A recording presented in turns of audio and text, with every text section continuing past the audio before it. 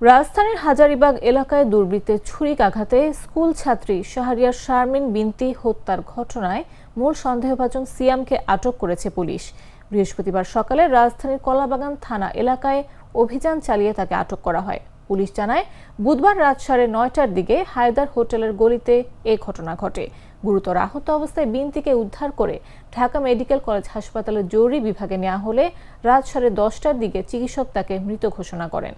হাজারীবাগ থানার ভারপ্রাপ্ত কর্মকর্তা হাফিজুর রহমান বলেন, প্রাথমিকভাবে প্রেম ঘটিত বিরোধের জেরে হত্যাকাণ্ডটি ঘটেছে বলে ধারণা করা হচ্ছে। ঘটনার পরপরই তদন্ত শুরু করা হয়েছে।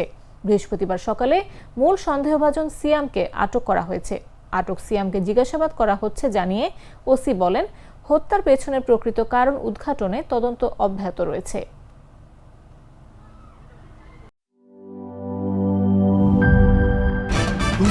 ভয় পাস না, এটা কসমিক ডোর। শব্দের আরেক নাম কসমিক ডোর। এর ওয়াল থিকনেস ও রিপ থিকনেস বেশি থাকায় এটাকে 50 বছরেরও বেশি। কসমিক ডোর, নিশ্চিন্তে 50 বছর।